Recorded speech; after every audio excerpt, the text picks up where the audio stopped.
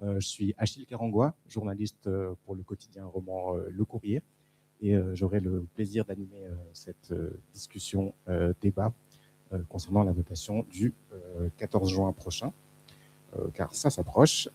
Comme vous le savez, à cette date-là, nous aurons 3 objets sur lesquels nous devons nous prononcer, qui concernent le même sujet, c'est-à-dire l'introduction d'un salaire minimum cantonal dans notre canton.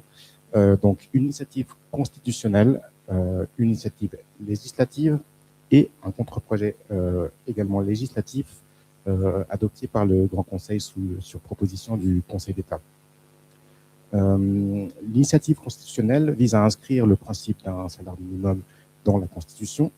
L'initiative législative, elle, fixe un salaire minimum cantonal à 23 francs de l'heure et en précise les modalités d'application avec quelques catégories de personnes exemptées et une indexation annuelle automatique de ce montant. Ces deux initiatives ont été lancées conjointement par les syndicats et la gauche de notre canton. Le contre-projet, quant à lui, introduit lui aussi un salaire minimum de 23 francs, mais sans indexation automatique, puisqu'elle est laissée à la discrétion du Conseil d'État chaque année. Et ce minimum légal serait subsidiaire, c'est-à-dire que les minima qui sont inscrits dans les conventions collectives de travail ou les contrats types de travail auraient la primauté, quel que soit leur montant. Le contre-projet étant également la liste des catégories de salariés qui seraient exemptés. Et cette version proposée par le Conseil d'État donc, a convaincu la majorité du Parlement, ainsi que l'essentiel des fêtières patronales, excepté le centre patronal qui récuse le principe même d'un salaire minimum et donc qui recommandera le triple non. Donc l'objectif de cette discussion, de cette soirée, est donc de clarifier les objets soumis au vote. De qui parle-t-on lorsqu'on parle de bas salaire? Qui serait protégé par les différents textes et à quel titre? Faut-il faire primer un plancher légal uniforme ou les conventions collectives et leurs minima? Et quels effets peut-on attendre pour les partisans ou redouter pour les opposants lors de l'introduction de l'une ou de l'autre de ces modalités de ces textes en débat? Pour en discuter, nous avons le grand plaisir de recevoir 4 intervenants. À ma toute droite, donc à votre gauche, Marlène Carvalhosa-Barbosa de la HETSL, qui est également co-directrice d'un ouvrage collectif appelé Le Prix de la dignité, consacré aux politiques du salaire minimum en Suisse, et qui sort ces prochains jours, fin mai, disons, aux éditions HETSL. À ses côtés, Joël Minacci, député Ensemble à gauche au Grand Conseil vaudois et membre du comité qui défend donc cette double initiative. Nous accueillerons également Monsieur Gilles Mestre, président de Gastrovo, qui défend lui aussi le contre-projet au nom d'une approche privilégiant les conventions collectives que sa fêtière signe également. Également le plaisir de recevoir Madame Florence Narbel, députée PLR au Grand Conseil vaudois et présidente de ce même parti, qui est également favorable au contre-projet qu'il a adopté avec ses collègues du Parlement cantonal. J'avais pensé, pour entamer cette discussion, de vous donner à vous la parole, Marlène Barbosa, puisque vous venez de sortir ce livre sur lequel vous revenez déjà sur la notion de bas salaire, puisque au fond, c'est de ça dont il s'agit. Qu'est-ce que sont les bas salaires et comment peut-on lutter contre la précarité et la pauvreté laborieuse? Alors peut-être pour cadrer ce débat, est-ce que vous pouvez revenir sur quels sont les contours de ces bas salaires, quels sont les profils des personnes à bas salaire en Suisse, et peut-être si vous avez également des éléments sur les secteurs concernés dans notre canton. Merci beaucoup pour l'organisation de ce débat. Merci à toutes et tous d'être présents pour nous écouter alors qu'il fait beau dehors. Donc, moi, je dirais que pour parler des bas salaires, pour comprendre de quoi on parle, il faut se demander les bas salaires par rapport à quoi. Il y a 2 éléments de réponse. Premièrement, par rapport à la distribution des richesses. On est en Suisse dans une période, mais pas que en Suisse, où l'écart entre les hauts et les bas revenus se creuse extrêmement fortement. On ne produit pas moins, on distribue juste ce qui est gagné autrement. 1% de la population suisse actuellement gagne 33%. C'était non 42%, pardon. Il y a 20 ans, c'était 33%. Donc il y a vraiment une augmentation très importante des inégalités qui péjore ce qu'on appelle nous dans notre livre le bas de l'échelle. Je reviendrai là-dessus après. Bas salaire, ça veut dire autre chose aussi, c'est que on distingue des catégories en fonction des salaires existants sur le marché du travail. L'Office fédéral de la statistique estime qu'un bas salaire, il se calcule quand on lisse en fait les taux d'activité à l'équivalent d'un montant inférieur aux 66% du salaire médian. Donc, à partir de 4 252 francs, on considère qu'une personne qui aurait cette rémunération à 100% fait partie des bas salaires. Le salaire, la proportion des personnes qui sont concernées par les bas salaires en Suisse, et c'est équivalent sur le canton de Vaud, elle est de 10%. Donc ça, c'est le tableau général. Comment est-ce que ces 10% ils sont composés Monsieur Karangwa disait tout à l'heure qu'il y a des secteurs qui vont être plus concernés par les bas salaires, mais aussi des catégories de la population. En ce qui concerne les secteurs, on a dans les métiers des services à la personne, les métiers de l'hôtellerie-restauration, la coiffure, le nettoyage, des branches où 40% des travailleurs et des travailleuses touchent un bas salaire. Donc, on est dans une totalité de 10% en Suisse et sur le canton de Vaud à peu près. Et puis, quand on regarde certains secteurs, cette proportion, elle augmente très fort. Il y a aussi certaines catégories de la population qui sont beaucoup plus touchées par la question des bas salaires. Il y a les jeunes, les personnes en situation de migration, surtout lorsque leur permis de travail est précaire, et puis les femmes. On parle beaucoup des métiers féminisés dans cette campagne, et c'est pas pour rien. 2/3 des personnes qui sont concernées par les bas salaires sont des femmes. Quand on regarde dans le détail les femmes qui travaillent dans les secteurs que j'ai cités tout à l'heure, alors là, les proportions, vraiment, elles explosent. On compte entre 84 et 88% de femmes à bas salaire dans les secteurs que j'ai cités tout à l'heure. Ce constat, il nous fait nous poser la question de qu'est-ce que le prix du travail ? Comment est-ce que se fixe un salaire ? Est-ce que vraiment le salaire, c'est la bonne rémunération de la valeur de ce qu'on crée dans la société ? Force est de constater que quand on regarde les métiers qui sont cités, qui sont des métiers extrêmement importants sur lesquels toutes et tous nous comptons, la réponse est non. La réponse est non. Les salaires pratiqués en bas de l'échelle, selon ce qu'on a pu étudier dans la littérature scientifique, ce qu'on a pu discuter avec les collègues autour de la création et la rédaction de l'ouvrage qu'on a co-dirigé avec mon collègue Alessandro Pellizzari, le salaire, en tout cas dans les catégories les plus vulnérables de la population, elle est le marqueur d'un rapport de force qui est défavorable à ces personnes-là. Devant le creusement des inégalités sociales, il y a eu justement des cantons qui ont proposé un outil législatif, le salaire minimum cantonal, et c'est pas quelque chose d'isolé. Dans les pays avec des économies comparables à la Suisse, on assiste à ce qu'on appelle un renouveau de la régulation, où en fait on se rend compte que le marché du travail librement géré, en fait, il va figer des catégories salariales dans des échelles qui s'éloignent de plus en plus et contraignent en bas de l'échelle des populations qui deviennent de plus en plus précaires.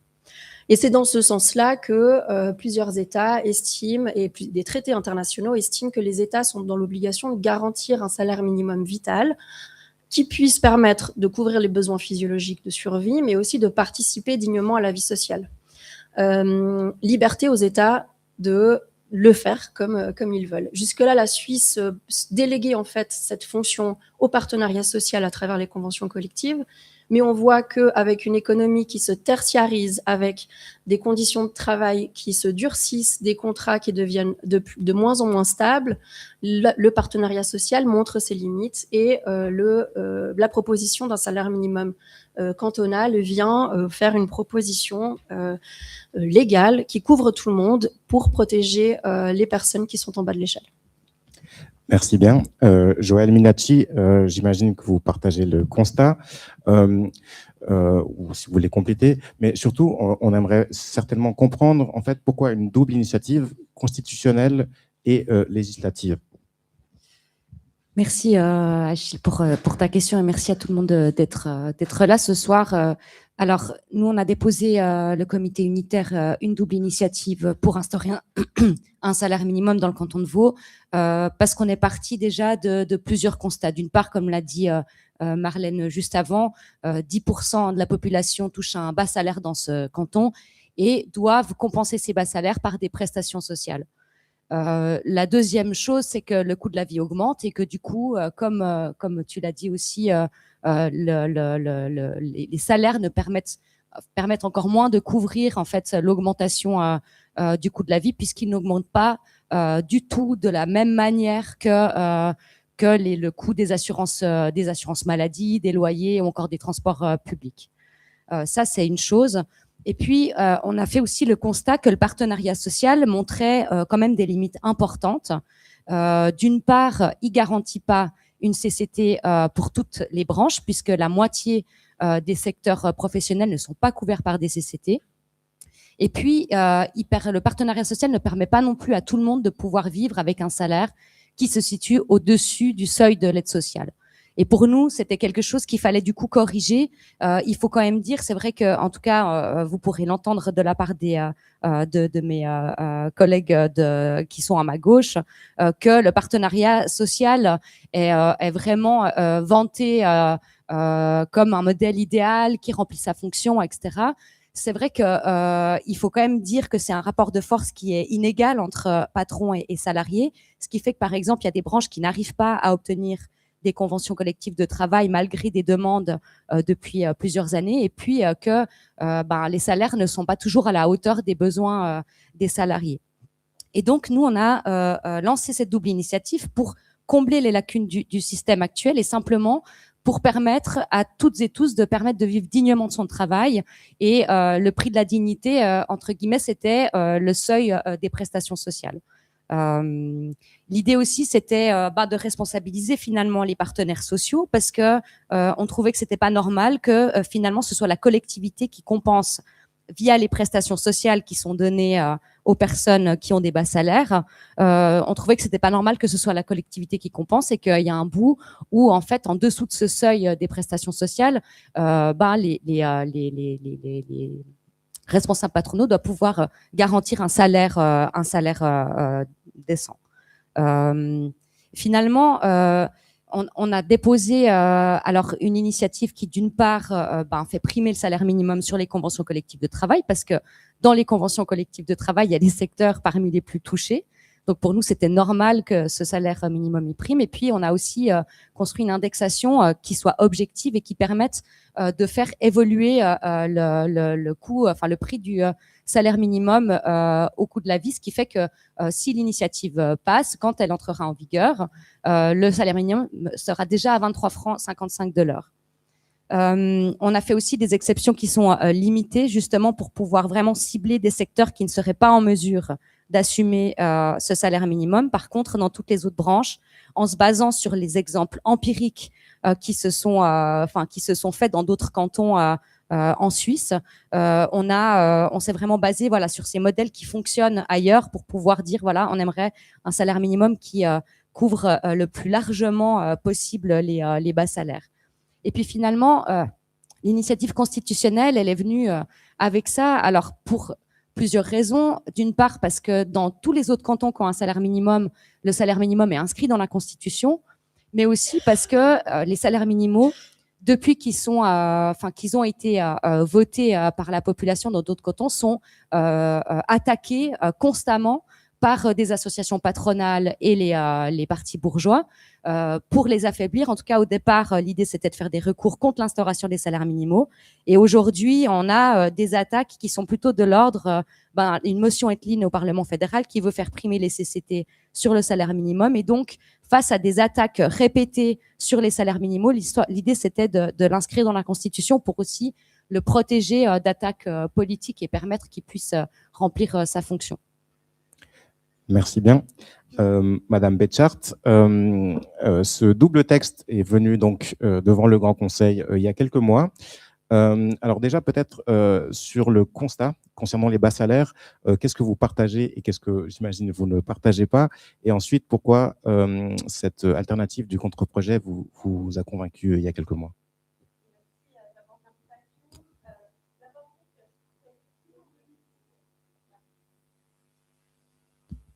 Voilà, vous m'entendez? Ok, parfait.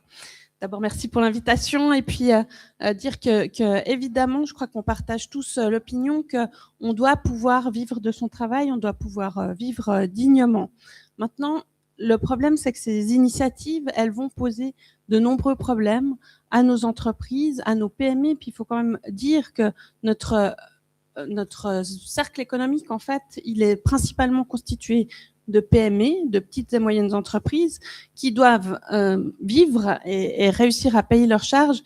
Et puis effectivement, j'entends la proportion de richesse de personnes qui, Madame a dit, le pourcentage finalement de gens qui avaient, comment vous avez dit, 1%, je ne sais plus comment vous avez formulé, mais voilà. Mais le reste, c'est quand même des PME où, pour faire marcher sa petite entreprise, quand on a un salon de coiffure, on paye son loyer, on paye ses charges sociales, on paye les salaires, on paye tout un certain nombre de choses. Et puis, pour que ça puisse fonctionner dans notre microcosme économique, eh bien, il faut qu'on arrive à un équilibre. Et cet équilibre, je crois qu'il est garanti par ce partenariat social. Moi, je ne crois pas qu'on est au bout du système du tout. Je pense que c'est un partenariat social qui fonctionne, qui permet à des branches de prendre en compte les spécificités des branches. Et c'est ça qui nous séduit en fait dans le contre-projet, c'est qu'on tient mieux en compte finalement des spécificités des différents domaines. On prend aussi en compte un certain nombre d'exceptions, par exemple pour les étudiants, et on voit qu'à Genève où quand le salaire minimum a été introduit, eh bien en fait ça a provoqué la fin des petits boulots d'étudiants parce que on n'arrivait plus à payer des étudiants pour des petits boulots. Donc ça avait été mal conçu à la base, et c'est ce qui nous a séduit comme députés dans le contre-projet, c'est qu'on prenait mieux compte des besoins de l'économie, des différentes branches économiques, avec des exceptions qui sont ce qu'elles sont prévues dans la loi. Vous avez l'article dans la brochure de vote, mais qui permettent au moins de tenir compte d'un certain nombre de petits boulots qui sont importants pour, par exemple, moi je pense que pour les étudiants, c'est extrêmement important. Ça fait aussi partie de notre formation quand on est étudiant de travailler. Et je pense que ça aide aussi après à entrer dans le marché de l'emploi.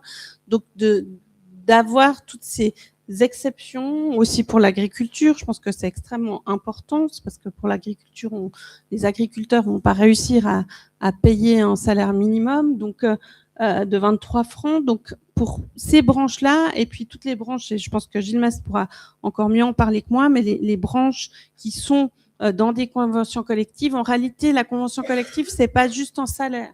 Et puis ça, peut-être qu'on en reparlera après. C'est pas juste en salaire, c'est des conditions cadres qui sont très importantes pour les travailleurs, par exemple avec des semaines de vacances en plus ou d'autres conditions qui sont pas juste le salaire. Et je pense qu'on doit vraiment préserver ça.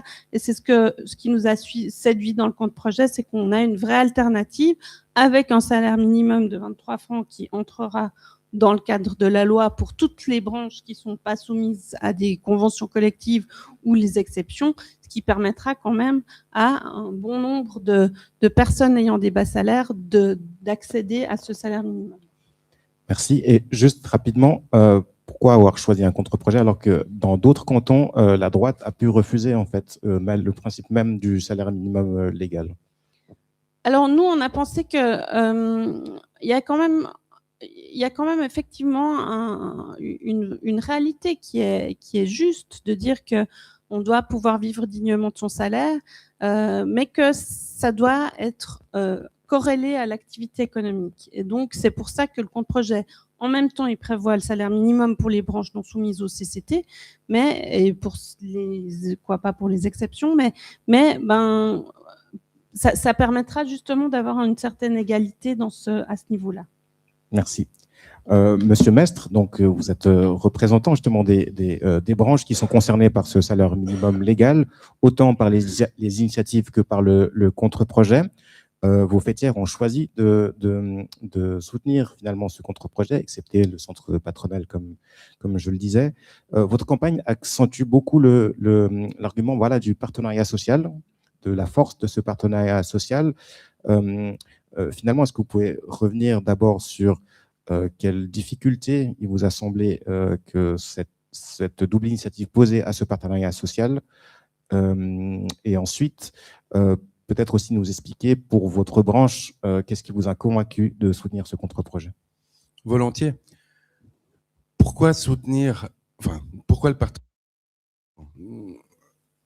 Eh bien parce que c'est celui qui fait le succès de la place économique suisse, qui offre des emplois, qui offre des salaires à des employés depuis plusieurs décennies. C'est ce qui permet, et on n'a pas attendu les initiatives pour le faire, c'est ce qui permet de négocier précisément, de dialoguer, de faire échanger patronat et syndicats sur la réalité des employés et sur les besoins qui, au fur et à mesure, se font jour sur le marché du travail. La restauration, par exemple, a vu le salaire moyen, le salaire minimum moyen qui est conventionné chez nous, progresser de 9% en 10 ans. Des améliorations, par exemple, il était question de la coiffure, ont été convenues dans la convention collective de la coiffure avec des progressions annuelles depuis 2024. Les métiers du bâtiment ont mis en place une ronde-pan pour les ouvriers les plus âgés et qui sont évidemment cabossés vu la difficulté de leur travail. Voilà, c'est ça le partenariat social. C'est un modèle qui fonctionne. Alors, c'est un modèle qui ne satisfait pas une part de l'échiquier politique, évidemment, il faut toujours plus. Mais toujours plus, ce n'est pas toujours possible. Et vous n'avez pas là, devant vous, des gens de droite qui disent non au principe même du salaire minimum. Vous avez deux personnes qui disent oui au salaire minimum, mais pas à celui qui est proposé, pas un salaire minimum imposé par l'État, pas un salaire minimum qui ne tient pas compte de la diversité des branches. Vous savez, dans la banque, par exemple, il n'y a aucun besoin d'un salaire minimum. Les salaires et surtout les marges ne sont pas celles d'un boulanger ou d'un restaurateur. On a des marges qui sont à hauteur de 5%. Et ce n'est pas la volonté qui manque, c'est les moyens. C'est les moyens de payer plus. Nous, si on pouvait payer plus, on payerait plus, mais on ne peut pas. L'argent ne tombe pas du ciel et il ne suffit pas de décréter un salaire de 23,55 francs pour qu'il puisse être versé. C'est la réalité du terrain. Alors j'entends toutes les études, j'entends tous ceux qui ne dialoguent pas avec nos artisans et avec les gens qui sont sur le terrain, mais allez questionner un restaurateur, un boulanger, un charpentier, une coiffeuse. Nombreux sont ceux qui disent, mais bien sûr qu'on aimerait pouvoir faire plus, mais on ne peut pas. Alors, ce qu'on fait, c'est qu'on dialogue, on négocie avec les syndicats. Jusqu'à un certain nombre d'années, ça a bien fonctionné. Et puis aujourd'hui, on est dans la surenchère. Les syndicats, parce qu'ils ont besoin de se positionner par rapport à d'autres, il y a une concurrence entre syndicats, parce qu'ils ont évidemment besoin de se faire connaître et de drainer des affiliés, eh bien, font de la surenchère. Cette surenchère, elle se manifeste dans plusieurs cantons. On nous dit que le salaire minimum et les démarches qui ont été faites dans d'autres cantons sont positives. Moi, j'entends plusieurs discours d'ailleurs des gens de gauche. Certains nous disent c'est formidable tout ce qui se passe dans les cantons qui ont un salaire minimum. D'autres nous disent non, il n'y a qu'à Genève et à Neuchâtel où le salaire minimum prime sur les conventions collectives que c'est formidable. Mettez-vous d'accord peut-être à un moment donné, qu'importe. Je pense qu'on est aujourd'hui à un moment de potentiel basculement où, à force de faire de la surenchère, à force de déposer, de négocier avec nous lundi, à l'échelle fédérale. On signe avec vous. Vous êtes des partenaires, sur le papier en tout cas, des conventions et des montants, des améliorations. Et puis le mardi, en déposant des initiatives dans les cantons et en le faisant également dans des communes, maintenant il y a 6 communes où des salaires minimaux communaux sont revendiqués, eh bien, on arrive à un moment où à quoi bon négocier? À quoi bon poursuivre ce dialogue? Puisque un jour ou l'autre, on se fait poignarder dans le dos parce que prétendument, on devrait faire plus et on ne le fait pas. Moi, je pense que c'est dangereux. J'insiste, les syndicats sont des partenaires historiques et des partenaires nécessaires, mais ils jouent aujourd'hui avec le feu. Merci. Joël Minacci, peut-être je vous laisse répondre sur les différents éléments qui ont été amenés. On comprend effectivement que le cœur du désaccord, un principal cœur du désaccord, c'est effectivement cette primauté ou pas du salaire minimum légal sur les CCT. Monsieur Mestre vous accuse en somme de torpiller le partenariat social, votre comité, donc les syndicats, etc. Qu'est-ce que vous avez à répondre à ça? Et puis ensuite peut-être sur les secteurs qui vous semblent peut-être pas assez protégés par ce contre-projet, puisqu'il me semble que c'est une question liée en fait sur ce débat entre primauté ou pas du cadre légal.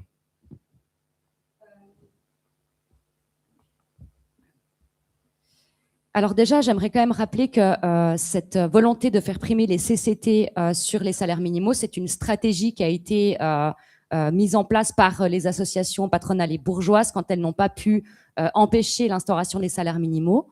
Monsieur Mestre dit que les syndicats torpillent le partenariat social. J'aimerais quand même rappeler qu'il y a des votations qui ont permis d'améliorer des conditions de travail sans passer par le partenariat social, le congé maternité, le congé paternité, les 4 semaines de vacances. Donc, c'est pas une nouveauté pour certains éléments qui touchent aux conditions de travail, de passer par une votation. Et puis, il faut rappeler aussi que Monsieur Mestre dit que c'est une remise en cause du partenariat social. Là où le salaire minimum prime sur les CCT dans les cantons de Neuchâtel et Genève, il n'y a eu aucune dénonciation de CCT. Les CCT se sont adaptés, les secteurs se sont adaptés. Il n'y a pas eu de faillite, il n'y a pas eu non, il n'y a pas eu de faillite. Et puis, oui, en fait, peut-être que ce qui nous différencie, c'est que, en fait, avec l'initiative, on s'est basé vraiment sur des exemples empiriques, c'est-à-dire qu'il y a des cantons qui ont fourni des études. Le canton de Genève a fourni des études, le canton du Tessin a fourni des études. Lorsque on a voulu, on a commencé les travaux de commission au Grand Conseil, on a quand même observé que le Conseil d'État a ignoré en fait ces études et a préféré se baser sur une vision dogmatique qui est la logique Etlin.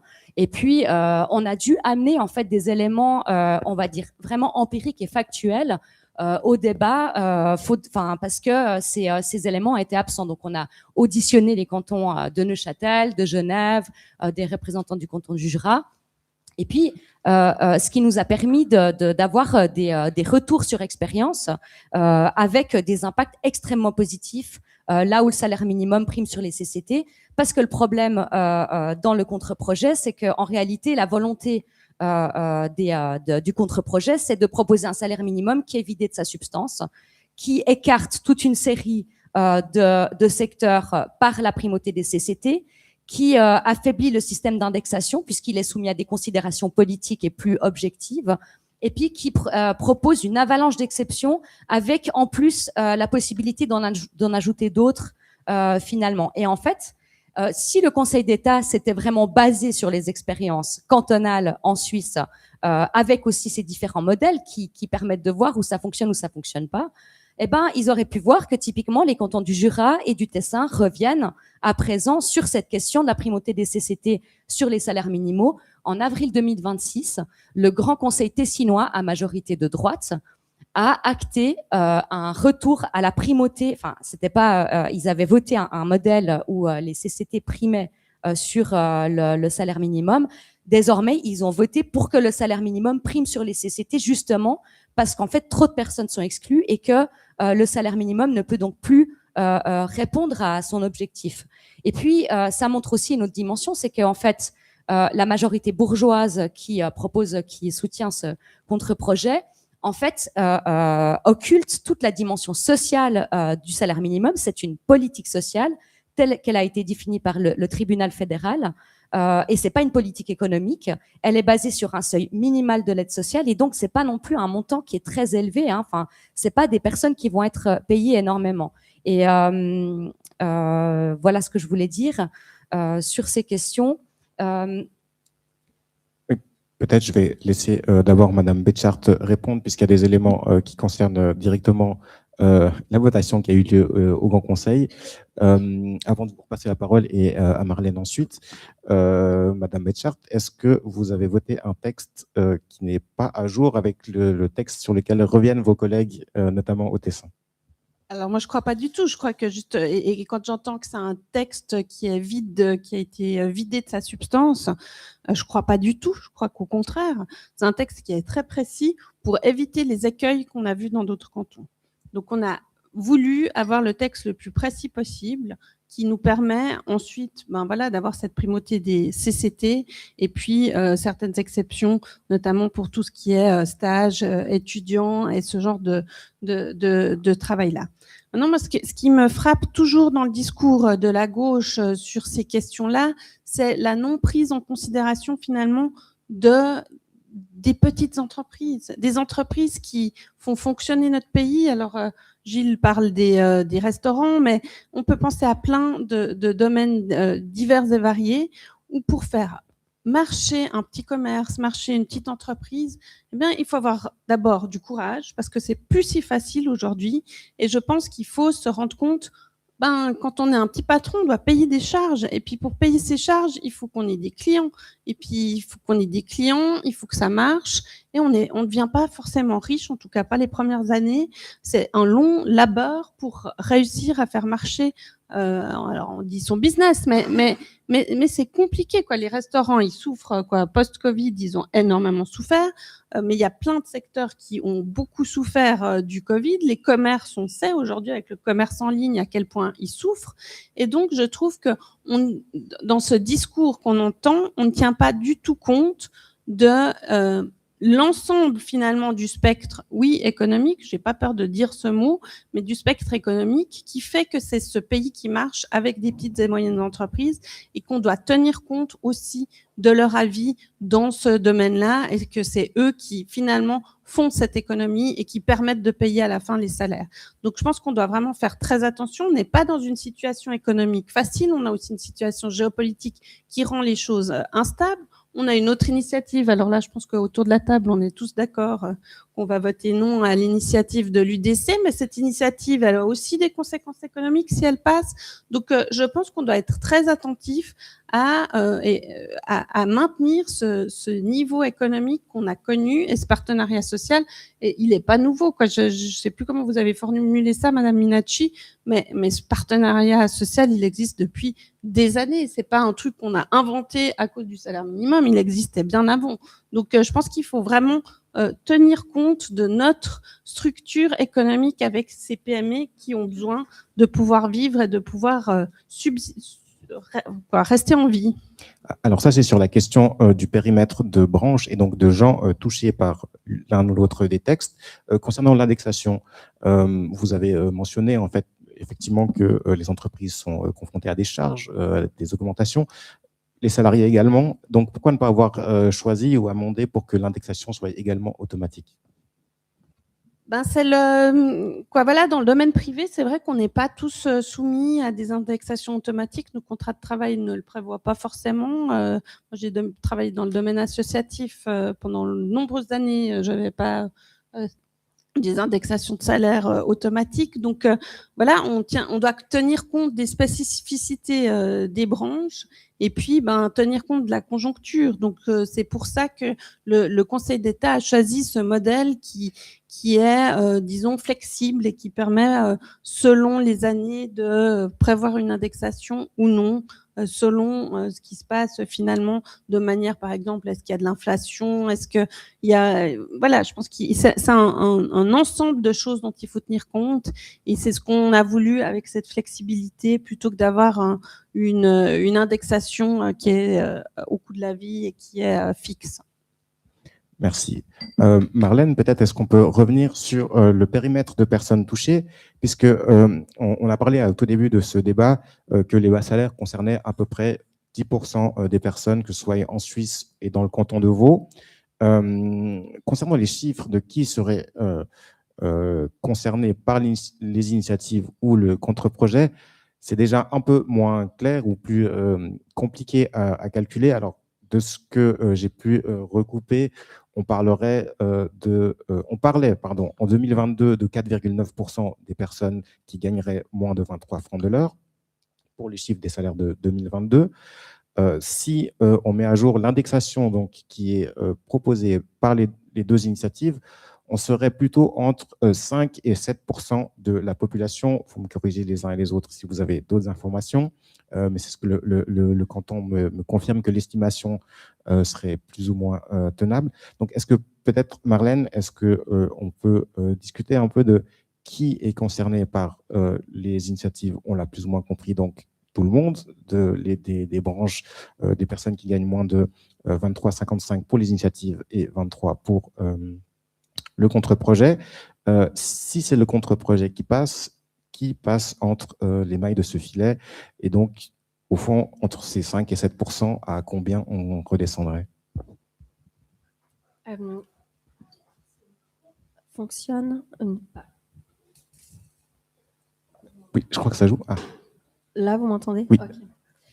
Oui, je voulais peut-être, avant de répondre à cette question, préciser deux choses pour être sûr que je me fasse mal comprendre dans mon propos introductif de tout à l'heure. La question de la répartition des richesses, elle concerne les PME, bien entendu. On n'est pas en train de parler, quand on parle des PME, des 1% qui détiennent les 42% de la richesse en Suisse. Effectivement, et la réponse à apporter, elle est peut-être à chercher ailleurs. La question des charges, bien sûr qu'elles pèsent. Les charges salariales peuvent peser, mais on ne va pas négocier avec des fournisseurs comme on négocie un salaire bas avec quelqu'un qui n'a pas d'autre choix que de travailler dans des conditions compliquées.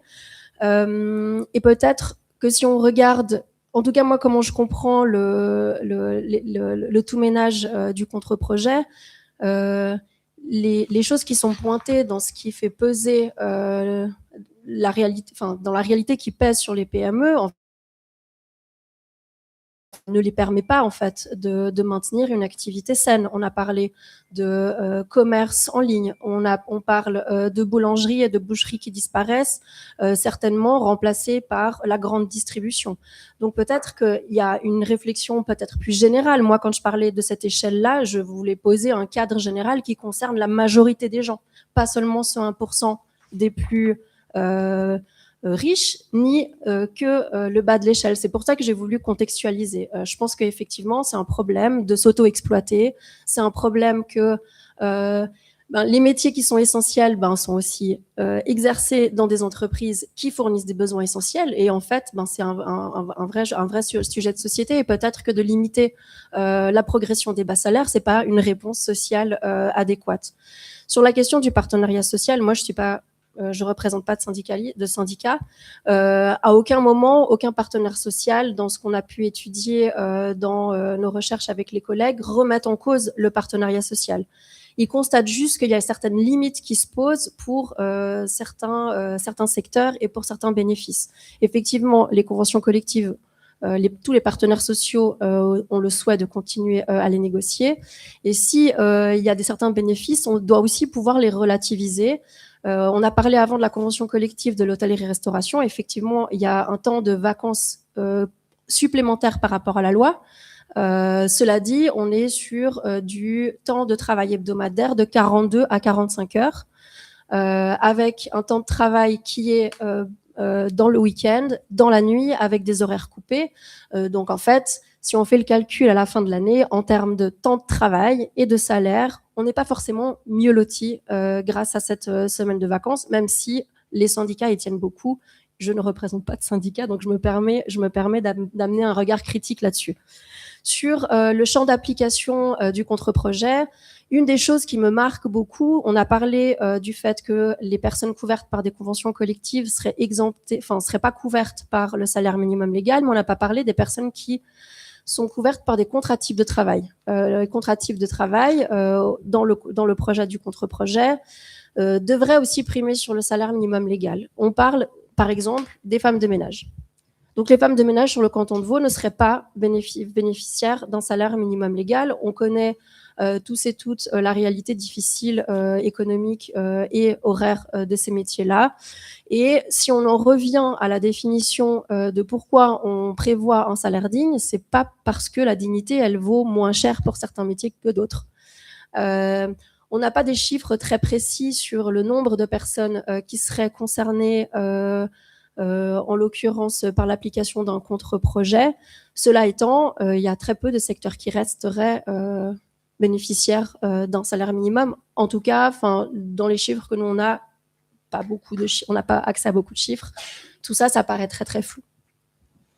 Est-ce que vous avez quelques exemples, Marlène ou Joël, de secteurs ou de branches qui sont concernés par des CCT ou des CTT communales ou cantonales, avec quel salaire et voilà, qui ne seraient pas concernés par le contre-projet? Volontiers. Je suis là un peu pour dire des faits. Il y a par exemple, on a parlé de l'hôtel et restauration. Actuellement, le salaire, je suis allée regarder, il est à 22 francs 11 horaires. Donc, j'ai fait le calcul pour qu'il soit payé l'équivalent de 12 mensualités. Enfin, voilà, qu'on soit sur une échelle comparable. La coiffure bénéficierait d'une augmentation salariale de près d'1 millier de francs. Pareil pour les accueillantes familiales de jour, donc ce qu'on appelle les mamans de jour, qui ont aussi des revenus qui sont très étrangement calculés parce que c'est sur la base du nombre d'enfants, 5 francs et quelques de l'heure par enfant. Merci. Monsieur Mestre, je vous laisse répondre sur les différents éléments qui ont été apportés. Et oui, je vous laisse d'abord répondre et ensuite je pose ma question. Quelques éléments. D'abord, à vous entendre, c'est germinal aujourd'hui. L'ensemble de la population est dans la précarité et un salaire minimum d'État s'impose. On en est loin, excusez-moi. Vous parlez de 10% aujourd'hui. Arnaud Bouvrat, qui est le fer de lance de la campagne, parle de 5% de la population concernée. Loin de moi l'idée de nier leurs difficultés. Je l'ai dit, c'est précisément pour cette raison qu'on est favorable au contre-projet, parce qu'il amène une nouvelle protection. Un, il protège les avantages acquis dans les conventions collectives de travail. Et deux, il apporte une nouvelle protection à ceux où patrons et syndicats sont pas foutus de s'entendre, et il resserre donc les trous de la raquette. Et à mon sens, c'est un compromis de bon sens. C'est une direction qui s'impose aujourd'hui pour répondre à la question de la dignité. Pour moi, la dignité, c'est d'abord d'avoir un emploi.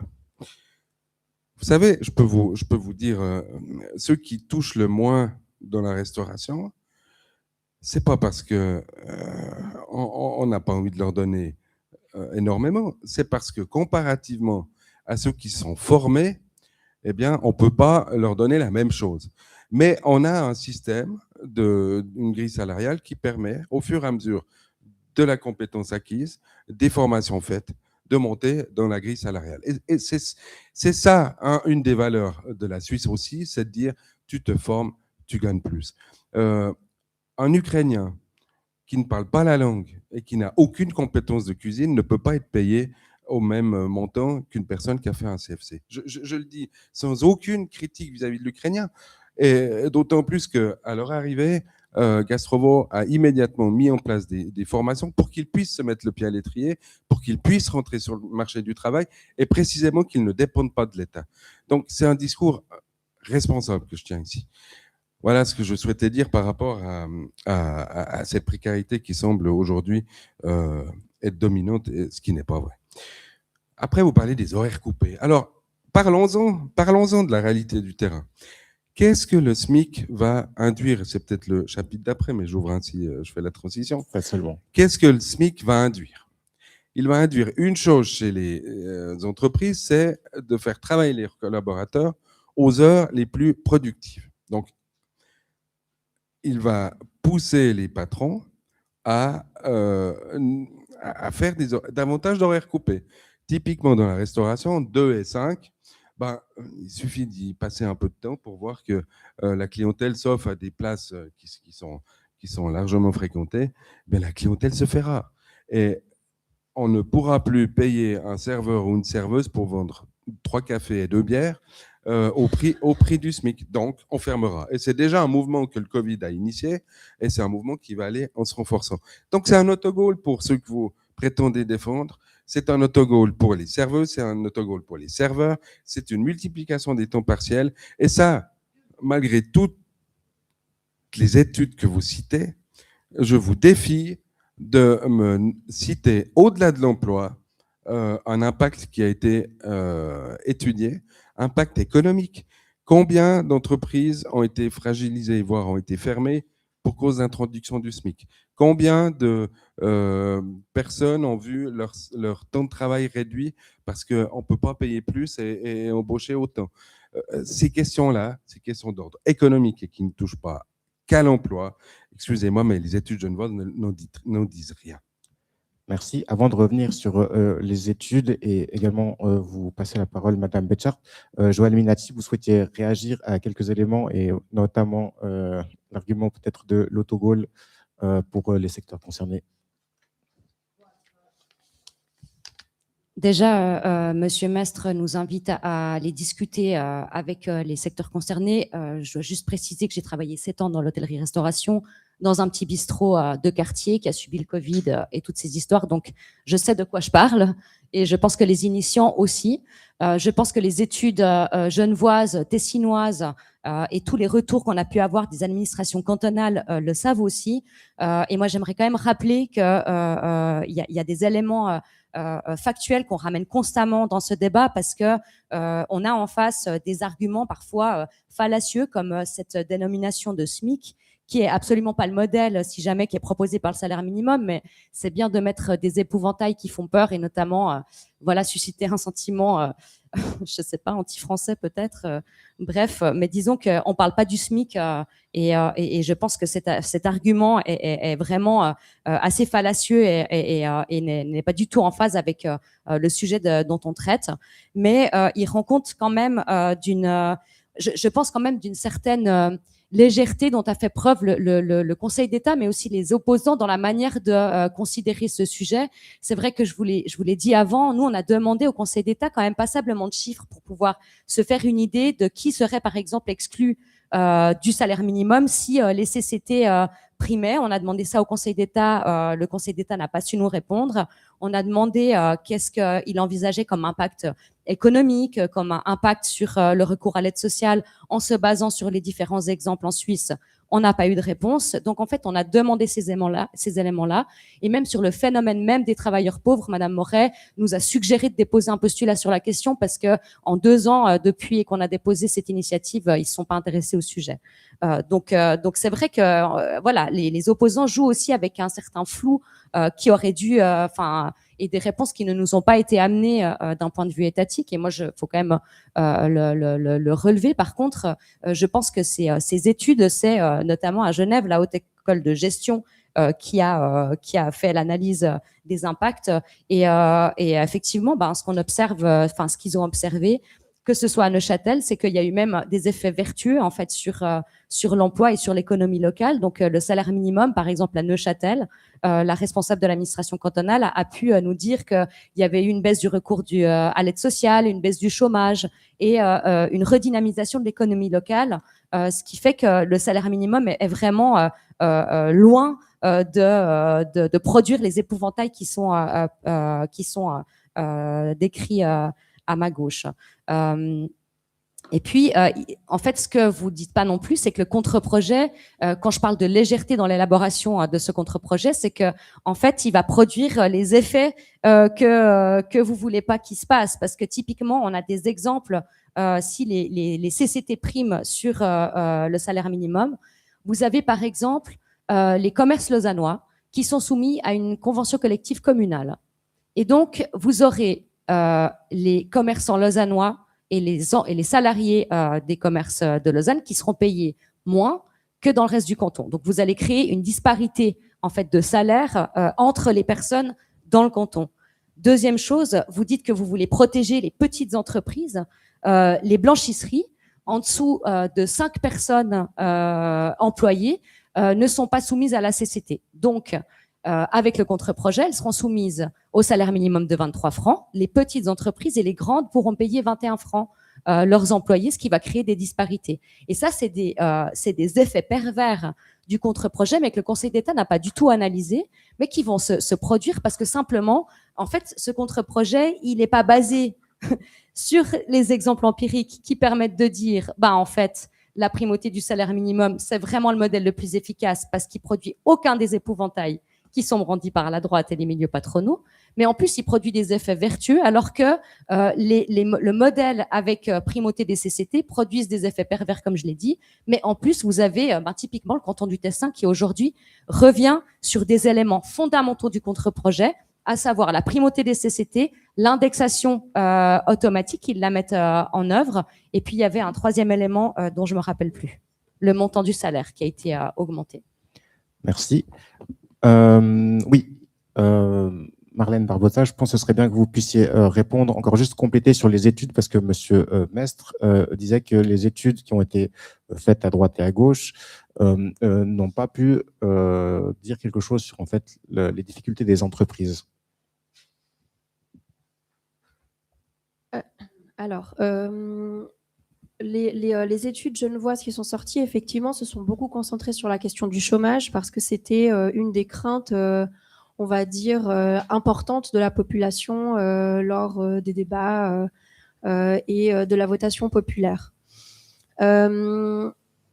Neuchâtel, et vous pouvez aller lire le compte-rendu de l'audition à la commission ad hoc au Grand Conseil, l'affirme très fortement que ça n'a pas eu d'impact négatif, notamment sur l'hôtellerie-restauration, qui est un secteur dont on sait qui est quand même un secteur potentiellement vulnérable parce qu'une compétition difficile, une clientèle peut-être qui dépense moins d'argent quand le coût de la vie augmente, etc. Les études à l'international, que ce soit en Allemagne, en Grande-Bretagne, aux États-Unis, qui se basent sur des approches basées sur l'application effective de salaire minimum dans certains contextes ne font pas état d'un délitement du tissu économique. Donc en fait, c'est vrai que je pense aussi que Genève n'a pas commandé de rapport sur ce plan-là, étant donné que c'était pas une crainte qui était aussi importante dans la littérature scientifique. Peut-être, je m'excuse, je suis peut-être pas très claire, mais aussi la question du chômage. Il y avait une partie des économistes qui appuyaient des modèles qui disaient l'augmentation d'un salaire minimum va faire augmenter le chômage parce qu'en fait, c'était des modèles arithmétiques qui faisaient bouger les équilibres dans les équations. Puis en fait, dans l'application des faits, c'est beaucoup plus compliqué que ça. Et la complexité fait que le chômage n'augmente pas. D'ailleurs, le temps de chômage des femmes à Genève a diminué. On a vu un des effets qui a été beaucoup relayé dans la presse et qui a servi très fort dans la campagne à Genève, ainsi que dans le projet du contre-projet, c'est que l'augmentation de la durée du chômage des jeunes est légèrement augmentée, mais ça n'a pas d'impact sur leur insertion professionnelle par la suite. Voilà, ça c'est les données qu'on a de la part d'économistes, de sociologues dans des contextes extrêmement différents. Merci. Et de cantons, Tessin, Neuchâtel. Merci. Madame Betchart, je voulais également vous faire réagir sur ça, puisque effectivement, j'en mets juste un peu le contexte, nous avions voté une première fois au niveau fédéral concernant le salaire minimum en 2014, avec un fort échec, et depuis ces dernières années, ces 12 dernières années, il y a eu plusieurs cantons qui ont adopté ce salaire minimum. On a rappelé les différentes modalités, la modalité vaudoise. Différentes études ont pu effectivement étudier Genève, Neuchâtel le Tessin, et ces études sont sorties avant le débat au Grand Conseil. Comment vous avez pondéré ces résultats plutôt favorables, disons, aux effets du salaire minimum, plutôt que les arguments voilà, qui ont finalement été choisis? Moi, je vais vous dire, dans notre parti, il y a eu des vives discussions et il y a certains qui tenaient pour un double non et un non au contre-projet. Donc, en réalité, notre parti aurait aussi pu se dire, nous, on est pour le libéralisme économique, c'est quand même aussi une valeur qu'on défend, et on estime qu'on ne doit pas du tout avoir de règles en matière de salaire minimum. Et ça, il y en a qui dans le parti, trouvent qu'on a lâché, quoi. Et donc, on a quand même aussi, parce qu'on a discuté avec les différentes branches, aussi parce qu'on a entendu ces branches économiques qui nous disent, mais nous, on a besoin des CCT, on doit vivre avec ça, il faut qu'elles subsistent et puis qu'on puisse continuer à les appliquer. Eh bien, on a écouté ce discours-là et puis on a fait ce choix de choisir, je crois que le groupe PLR a pratiquement à l'unanimité voté le contre-projet, mais on a fait le choix de voter plutôt le contre-projet que de dire non à tout, parce que c'était ça, je veux dire, l'alternative chez nous, à droite, c'était pas de dire oui aux initiatives. Ça, je crois que personne n'aurait... Malgré les études? Malgré les études. Donc c'était sur le principe? Voilà, on sait aussi être dogmatique à droite, et je pense qu'on aurait pu, on aurait aussi pu l'être. Mais là, on a fait ce choix du juste milieu, ce choix aussi. On aurait peut-être espéré avoir un compromis avec les initiants, qu'on trouve une solution qui convienne à tout le monde, et puis que finalement ils retirent leur initiative, et puis qu'on y aille. Mais c'est pas le choix qu'ils ont fait. Et puis, c'est pour ça qu'on se bat pour ce contre-projet aujourd'hui. Moi, ce que j'aimerais quand même dire encore sur ces CT qu'on critique, il y a la question du salaire, mais là, j'ai un document qui a été fait par UNIA, donc c'est pas un document qui vient de la droite ou des entreprises. C'est les éléments importants d'une société. Alors, on parle d'augmentation de salaire, de compensation du renchérissement, de salaire minimum, de supplément de salaire, par exemple pour le travail du samedi, de réglementation du train de travail, c'est-à-dire des congés et des vacances. Bref, de droit à une formation initiale et continue payée. Donc, une convention collective, c'est pas juste la question salariale. Et c'est ça qui est aussi extrêmement important. Quand on a fait la conférence de presse des partisans au contre-projet, on avait aussi le président des hôteliers qui disait, nous, c'est 13 salaires, 5 semaines de vacances, un congé paternité, des formations continues qui sont financées. Et c'est donc un ensemble de choses, une convention collective. C'est pas juste la question salariale. Et pour nous, ça, c'est très important parce que c'est ça aussi qui permet aux employés d'évoluer dans leur métier, d'évoluer dans leur salaire et finalement de progresser aussi dans leur vie salariale. Donc, c'est pour ça qu'on défend vraiment ce choix qui a été fait par le Conseil d'État et que l'on a voté au Grand Conseil. Merci. Je vois que l'heure tourne. On va encore prendre 5 minutes maximum parce que j'aimerais bien qu'on puisse également discuter avec le public. Donc, j'avais Monsieur Mestre et je crois Madame Barbosa et ensuite Madame Inacci dans l'ordre. Merci, je vous promets, je serai bref. On compare des pommes et des poires. Neuchâtel, le salaire minimum est à 21 francs 35. On est loin du montant vaudois. Genève est un canton particulier avec une dimension internationale, avec des multinationales, avec des organisations internationales, un canton-ville. Alors, on peut évidemment les comparer, on peut évidemment chercher inspiration ou expérience, mais je crois qu'il faut garder les pieds sur terre aussi. Aller proposer à un épicier de Rougemont, à une coiffeuse d'Yverdon ou à un restaurateur d'Oulan, ce montant-là, ils vous diront tous, mais tu marches sur la tête. C'est des montants qui, peut-être à Lausanne et au centre-ville, sont possibles, mais qui ne le sont pas ailleurs. Alors, vous pouvez entendre, ou surtout ne pas vouloir entendre, le discours des entreprises, parce que de toute façon, les entreprises mentent, les patrons sont des salauds et les employés des victimes. C'est pas vrai. Je vous le dis, et ces jours, je ne cesse de répondre à des téléphones de gens qui me disent « mais comment je vais faire ?» Je suis déjà quasiment le nez dans l'eau Je ne sais pas comment je ferais avec un salaire minimum à 23 francs 58. Voilà, moi, je vous le livre. Après, vous en faites ce que vous voulez. Vous pouvez imaginer que c'est du chantage, ce n'en est pas. C'est juste la réalité, les pieds sur terre, dans un moment qui est particulièrement difficile pour de nombreuses branches. J'aimerais ajouter un dernier point, et je pense que je ne vais pas atteindre les 5 minutes. Ces conventions collectives, vous les avez signées. Vous avez accepté ce qu'aujourd'hui vous dénoncez. Donc, je trouve un peu particulier ce double discours, cette surenchère que vous tenez aujourd'hui. Et c'est là, quand même, un point sur lequel j'aimerais terminer. Parce que, oui, dans ces cantons qui ont un salaire minimum, vous l'avez dit, le modèle n'a pas été remis en question, il n'y a eu aucune dénonciation. Mais à un moment donné, c'est comme dans un couple, hein, quand certains font des écarts, à un moment donné, on commence à se dire, est-ce que c'est vraiment un partenaire? Est-ce que je peux vraiment compter dessus? Est-ce que ça vaut la peine de discuter?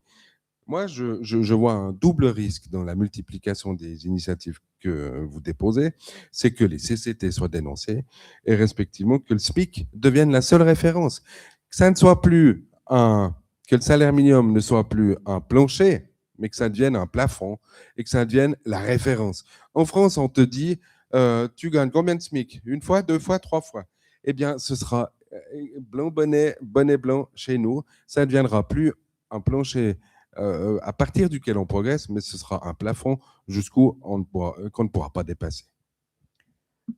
Merci. J'avais dit, oui, d'abord Marlène pour répondre à ça, et puis peut-être Madame Minacci ensuite aussi sur l'argument SMIC, parce qu'on n'y est pas revenu tout à l'heure, comme ça on peut nouer la gerbe. Oui, alors, dans les différents cantons où le salaire minimum a été introduit, alors il y a différents modèles, c'est vrai, avec primauté des CCT ou pas. Cela dit, le montant, en fait, est généralement calculé en fonction des prestations complémentaires et s'en éloigne plus ou moins. Je disais avant qu'un bas salaire, enfin, on parle de bas salaire quand on est à 66% en dessous du salaire médian. Les salaires neuchâtelois, genevois et vaudois, si l'entrée en vigueur, c'est la version des initiants entrée en vigueur, on se rapprocherait de entre 53 et 58%. Voilà, ça permet aussi peut-être de contextualiser pourquoi les montants sont différents. Mais voilà, le référentiel, c'est toujours juste assez pour sortir des prestations complémentaires. Mais que ça soit, enfin, les modèles sont pensés pour que ça soit pas une charge trop importante pour l'économie. Et si je me permets, oui. en France, il me semble que c'est un peu plus de 60% du c'est salaire 66%, ouais, je crois que c'est ça, ouais. Et le SMIC a ça de différent également que le modèle actuel est additionné de possibilités de comment on appelle ça, des exemptions de charges sociales. Merci, chercher le mot exemption, ce qui a un effet en fait incitatif à appliquer le SMIC, même s'il y a des personnes qui dont l'ancienneté ou dans les compétences sont considérées comme étant au-dessus. Donc en fait, il y a toute une architecture qui crée cet effet de tassement qui en tout cas pour ce qui existe en Suisse, avec les limites des comparaisons qu'on a citées, ne se retrouve pas. On est vraiment dans un modèle le plus universel possible. Sur la question du partenariat social, moi je représente aucun syndicat, j'ai signé aucune convention collective. Ce que les partenaires sociaux disent, y compris les syndicats, c'est leur attachement aux conventions collectives. Quand on a lancé notre livre la semaine dernière à la Haute École de Travail Social, une représentante du centre patronal parlait de poignard dans le dos. Heureusement, je ne crois pas que quelqu'un a été poignardé dans les débats concernant le salaire minimum légal. Et ce à quoi un représentant de l'Union syndicale suisse a dit « mais nous, on les aime d'amour, nos conventions collectives ». Donc, je pense que vous partagez le même vocabulaire amoureux entre partenaires sociaux, en tout cas jusqu'à maintenant. La question des limites, elle se pose, mais en fait, on peut aussi adopter le point de vue des personnes concernées par le salaire minimum. Dans ce cas-là, on peut dire peut-être que ça booste le partenariat social. Quand on rééquilibre un petit peu le pouvoir de négociation des personnes qui ont un bas salaire, alors la représentativité des syndicats est plus importante et en fait, on peut entrer dans un partenariat social. Là, on est vraiment, dans certains secteurs, dans un partenariat fortement inégalitaire. On parle des conventions collectives qui ajoutent des bénéfices. Je pense qu'il n'y a personne qui dénie ça. Cela dit, il faut aussi recontextualiser les conventions collectives dans le droit suisse, parce que le droit suisse est un droit qui est très minime du point de vue du droit du travail.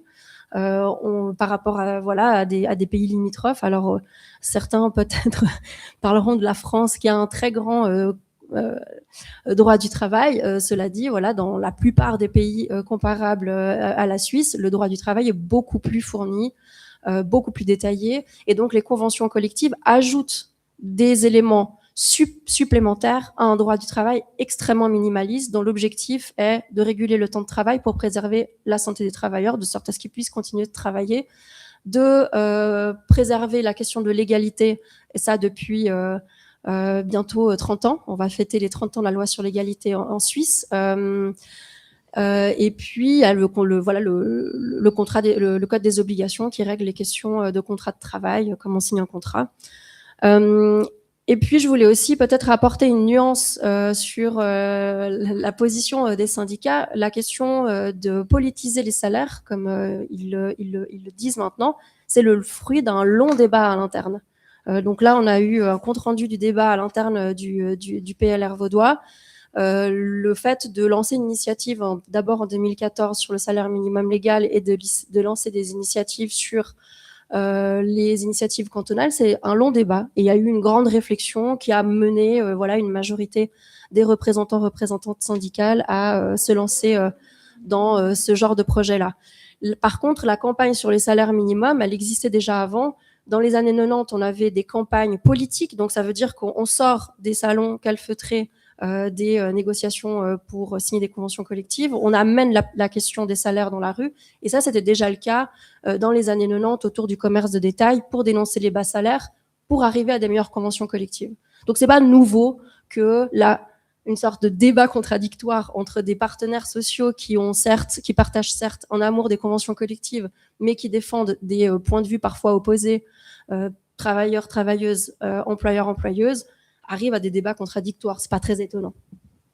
Merci. C'était, je crois, 3 000 francs à l'époque, donc à la fin du dernier siècle, donc la campagne que vous mentionnez. Madame Minacci, encore un dernier mot. Oui, je vais pas faire trop long parce que Marlène a couvert certains sujets que je voulais dire, mais dire déjà qu'en commission et au Grand Conseil, Madame Betchart dit que nous n'avons pas cherché le compromis.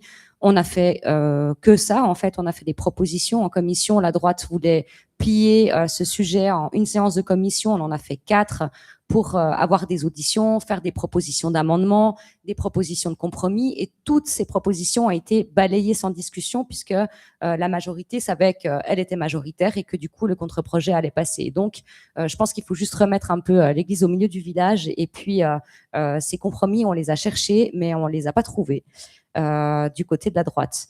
Et puis, je pense aussi que de dire que, en fait, de responsabiliser les syndicats, de vouloir affaiblir ce partenariat social, il y a quand même, en tout cas, un constat d'un durcissement des positions patronales dans les négociations de secteur. Et ça, il faut quand même le noter, parce que le salaire minimum, il sort pas de nulle part. S'il y avait un partenariat social qui permettait de satisfaire toutes les parties, probablement qu'il n'y aurait pas de salaire minimum. Mais en fait, je peux vous donner un exemple. Un exemple d'un secteur qui se bat pour une CCT depuis des années et qui ne l'obtient pas, c'est les assistantes en pharmacie qui font un métier essentiel et qui demandent une CCT depuis des années, et la Fédération vaudoise des pharmaciens, c'est niet. Donc en fait, quand un responsable patronal dit non, en fait, la négociation s'arrête. Et quand il y a un refus d'augmenter les salaires, la négociation s'arrête. Et donc, il faut quand même, réaliser que c'est un rapport de force qui est souvent, comme l'a dit Marlène, inégal, et c'est aussi pas pour rien que quand, en fait, la position patronale se durcit, dans certains secteurs, il y a des propositions telles que le salaire minimum, parce que je pense que ce qu'on essaye de faire ce qu'on a essayé de faire, c'est de sortir justement la question du montant du salaire, de l'espace confiné des CCT, qui est insatisfaisant à certains niveaux, pas partout, mais à certains niveaux c'est insatisfaisant, pour en faire un débat démocratique, pour que la population puisse se prononcer, parce qu'on pense que la question du montant minimum des salaires, c'est un vrai sujet démocratique. Merci. Je pense que c'est une bonne conclusion. Monsieur Mestre, j'ai bien noté que vous souhaitiez répondre sur la CCT assistante en pharmacie, mais je propose qu'on passe la parole au public et je ne manquerai pas de reposer la question, mais comme ça, je suis sûr qu'on a bien le temps de discuter avec tout le monde. Il y a peut-être même des gens concernés dans la salle. Merci beaucoup pour ce débat. Donc, je passe la parole à vous, public. Damien, mon collègue Damien, un micro supplémentaire. Oui, c'est juste, oui. Donc, n'hésitez pas à vous manifester et il passera le micro. Je précise volontiers si vous en teniez à une question ou un commentaire et que vous ne fassiez pas trop long, comme ça on a le temps de tourner un peu le micro.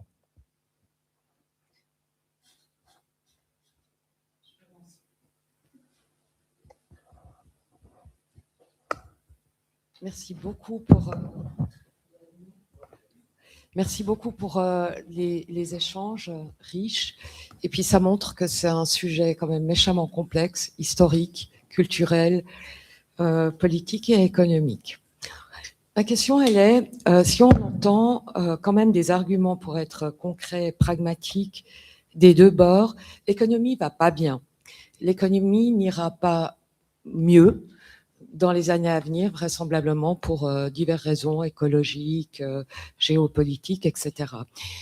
Donc, on n'a pas un avenir très enthousiasmant, y compris au niveau économique.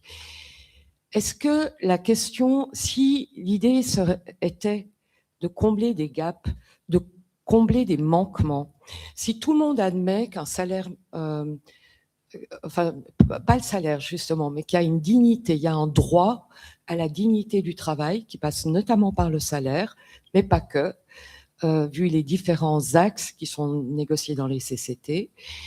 Pourquoi, mais c'est une vraie question, hein, c'est pas pourquoi ne pas axer le débat et une lutte pour le droit du travail qui soit basée sur une obligation des CCT et pas des salaires, pas directement des salaires, voilà, d'un salaire minimum. Pourquoi ? Parce qu'en fait, il y a des CCT qui fonctionnent très bien, l'économie se fragilise et l'idée ici est de combler des trous. Donc, ceux qui n'ont pas de CCT, au lieu de se battre indéfiniment pour avoir ce droit-là, puisque c'est si bien les CCT, puisque c'est un dialogue entre travailleurs et patronat, pourquoi ne pas plutôt attaquer sur cette question ? Pardon, ma question était un peu longue. Mais... C'est très bien. Merci pour votre question et qui permettra même, je pense, à Monsieur Mestre de répondre du coup à la question des CCT assistantes en pharmacie. Je propose que pour cette question, on fasse un tour de table parce que je pense que les positions ne sont pas forcément les mêmes. Je ne pense pas qu'elle était adressée à une personne en particulier. Merci. Alors peut-être déjà le pan politique à droite, Madame Betchart. Ce serait libéral d'imposer. Oui. Non, mais je pense que c'est effectivement. Je pense que après il y a des métiers, des professions par exemple libérales où ça va être. Bon, voilà, est-ce qu'on a vraiment besoin de réguler les avocats ? Je suis pas sûre. Les médecins, voilà, il y a plein de domaines où peut-être qu'on n'a pas besoin d'avoir des CCT. Disons pour les entreprises avec des salariés. Mais avec des salariés, par exemple, dans des études d'avocat, on a des stagiaires, mais qui ont justement un salaire minimum. En général, il y a une charte et un salaire minimum. Donc, je pense que c'est effectivement une des solutions. Après, ce qu'il y a, c'est qu'il faut que les deux partenaires se mettent d'accord. Puis c'est parfois là, ce qu'on entend, c'est qu'il y a des branches où c'est difficile de trouver des accords. Et puis, alors, où je partage complètement votre avis, c'est que je pense qu'on est dans une période d'érosion. Et on est une période d'érosion où on ne voit pas forcément les effets de ce déclin économique que vous décrivez, mais qui existe. Il y a des indicateurs déjà qui montrent qu'on va moins bien qu'avant en Suisse.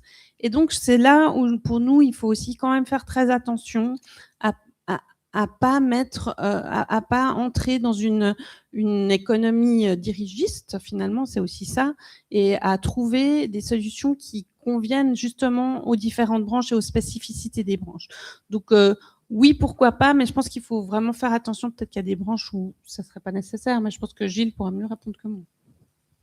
Moi, je suis pas fermé à cette proposition. Effectivement, elle mettrait en valeur le partenariat social, mais elle contraindrait aussi les branches qui ne sont pas fichues de s'entendre à dialoguer. L'exemple des assistantes en pharmacie est excellent. C'est précisément pour répondre à des branches qui sont infoutues de s'entendre entre syndicats et patronat que le compte projet offre une nouvelle protection. Voilà.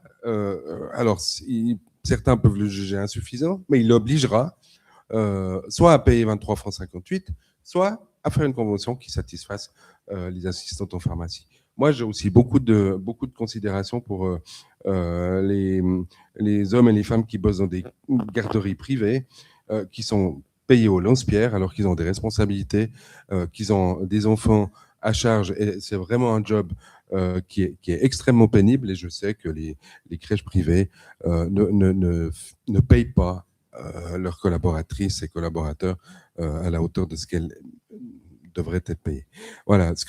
Donc voilà, le compte projet est un bout de réponse. Alors, il permet au moins de resserrer les trous de la raquette pour certains. Donc plutôt favorable, y compris pour les assistantes en pharmacie, que des CCT soient plutôt, je dirais pas imposés, mais en tout cas qu'on soit fortement enjoint à ce que les partenariats sociaux des différentes branches s'accordent. Mais même le compte projet peut avoir une vocation à encourager les partenaires sociaux à s'entendre. Merci. Joël Minacci, on a un accord historique avec le PLR et Gastrovo ou pas sur cette question? J'en sais rien, je ne vais pas me prononcer. Je vous remercie pour votre question, elle est très intéressante. Je n'ai pas de réponse, mais je trouve qu'elle ouvre en tout cas la réflexion. C'est vrai que le salaire minimum, il a l'avantage de venir poser une règle qui est valable pour tous les secteurs, mais qui ne remet pas en question les partenariats sociaux qui existent déjà et qui peuvent continuer à exister. Mais je pense qu'il y a une vraie question sur des secteurs qui demandent des CCT qui ne les obtiennent pas et qui du coup sont insuffisamment protégés. Et je pense que c'est un vrai débat.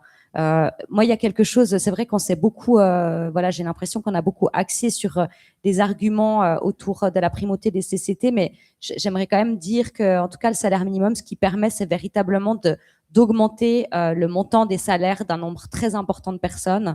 C'est une mesure qui est très simple, qui est très efficace, qui coûte, qui est pas coûteuse à l'État en soi, parce que c'est du coup les patrons qui assument cette responsabilité, mais elle améliore vraiment d'une part le niveau de vie en tout cas il y a 20 000 personnes qui sont concernées par ces bas salaires dans le canton de Vaud. C'est une mesure d'égalité salariale parce que en fait les femmes, vous l'avez on l'a dit au début, sont particulièrement concernées. Et je pense que c'est vraiment quelque chose qu'on doit dire dans un moment où effectivement il y a un accroissement des inégalités, qu'on a des économies qui vont moins bien. On doit être vraiment sensible à cette question de justice sociale et cette question de, en fait, est-ce que les gens qui travaillent à 100%, qui ont un métier, qui ont un job, est-ce qu'elles elles doivent pouvoir vivre correctement de leur salaire, c'est-à-dire ne pas recourir à l'aide sociale, aux prestations sociales pour pouvoir payer leurs factures. Et je pense que c'est vraiment une question de fond. Cette question sociale dont on a moins parlé, mais que je trouve importante de remettre sur le... Oui, pardon, merci. Marlène, je ne sais pas si vous souhaitiez compléter. C'est vrai que vous avez fait le panorama historique qu'on retrouve dans votre livre tout à l'heure, mais peut-être qu'il y a un complément peut-être plus spécifique sur la question de madame. Oui, alors moi je vais venir avec des trucs plus terre à terre parce que en fait la question est, je pense, assez passionnante au final. La limite importante que je vois, c'est que le partenariat social se base sur des partenaires sociaux qui représentent les employeurs et les salariés. Donc en l'occurrence les associations patronales et les syndicats. Et ces entités, elles ont un pouvoir d'agir parce qu'il y a des membres de ces associations. Et en fait, ça impliquerait qu'on oblige des gens à devenir membres d'une association, et là on touche aux droits politiques et syndicaux des individus. On est dans un pays qui estime qu'on a le droit ou pas de se syndiquer, qu'une entreprise a le droit ou pas de s'organiser en association pour représenter ses intérêts. Donc en fait, ça viendrait toucher justement comment on considère les droits démocratiques. Est-ce qu'on estime qu'il y a une liberté de s'organiser ou est-ce qu'il y a une obligation de se faire représenter? En tout cas, du point de vue de la liberté syndicale en Suisse, l'Organisation internationale du travail a épinglé la Suisse pour quand même avoir un cadre qui favorise pas énormément l'exercice de ce droit démocratique, mais pas dans le sens d'obliger les gens ou de les motiver à se syndiquer, mais dans le but de les protéger, notamment contre le licenciement quand ils ou elles agissent pour faire valoir leurs droits sur leur lieu de travail ou comme représentantes syndicaux et syndicales. Voilà, Merci. ça c'est la petite réponse un peu plus technique et moins politique. Très bien, ça cadre. Voilà, si ça peut aider à réfléchir. Merci. Il y avait une question encore là, et n'hésitez pas à continuer à vous manifester, et Damien passera vers vous. Oui, merci. Alors, à vrai dire, c'est 2 questions. Et puis avant, j'aurais quelques toutes petites remarques. Ouais. Juste parce que... Mais de oui, manière je vais concise, essayer d'être très et court. après, C'est il peut y promis. avoir ping-pong, mais comme ça, on... Ouais, les remarques, ça va être court. C'est juste ce que moi, je retiens de l'échange ou du débat que vous avez eu, parce que je trouve que c'est important de voir ce qu'on peut tenir ou acter. Et il me semble que, donc, Monsieur Mestre, au début, vous invitiez la gauche à se mettre d'accord sur le modèle de salaire minimum qu'elle voulait soutenir. Et il me semble que dans la discussion, il y a une réponse qui a été apportée du fait que le Tessin et Jura se reportent à partir de l'expérience sur le modèle des initiatives du comité d'initiants. Et je pense qu'on a une réponse de ce point de vue-là. Et puis sur la question de la menace au partenariat social, il me semble que les réponses qu'on a eues, elles allaient dans le sens de pas de menace au partenariat social, puisque aucune des conventions collectives dans les cantons qui a introduit un salaire minimum n'a été dénoncée. En tout cas, je n'ai entendu aucun contre-argument de votre côté de ce point de vue-là. Puis comme c'est un des arguments centraux des opposants à l'initiative, j'ai de la peine à comprendre pourquoi il n'y a pas d'argument qui est apporté là-dessus. Et puis dernière chose, peut-être pour rire un tout petit peu, c'est que vous disiez, Monsieur Mestre, que la dignité, elle vient parce qu'on a un travail. Alors, j'aimerais poser la question pour être un peu piquant, étant donné que le marché de l'emploi semble bouché. Est-ce que vous êtes pour la réintroduction de l'esclavage pour s'assurer que tout le monde ait un travail pour les personnes qui n'ont pas d'emploi? Bref, c'était pour la blague. Maintenant, 2 questions. Je vais très vite. Une pour Madame Betchart-Narbel. Sur les commerces qui peuvent pas, les petits commerces qui peuvent pas supporter un salaire minimum, moi, j'ai entendu aucune proposition de votre côté alternative au salaire minimum pour aider les petits commerces, de l'ordre de baisser les loyers commerciaux, lutter contre l'augmentation des coûts des matières premières ou, par exemple, contre la compétition du commerce en ligne. Or, il me semble que beaucoup d'employeurs et de petits commerces montrent ça comme un problème. Et puis, sur la question de garder les pieds sur terre, par rapport à ce que disait Monsieur Mestre, est-ce que vous pourriez proposer aux personnes que vous représentez, aux employeurs que vous représentez, d'ouvrir leur livre de compte pour permettre de comprendre quelle est la réalité économique détaillée de leurs entreprises? Moi, pour ma part, j'ai travaillé comme serveur pendant un moment. Ça a toujours été une zone noire, une zone de mystère. Nos employeurs nous disaient on ne peut pas augmenter vos salaires, on a des charges, on a des coûts.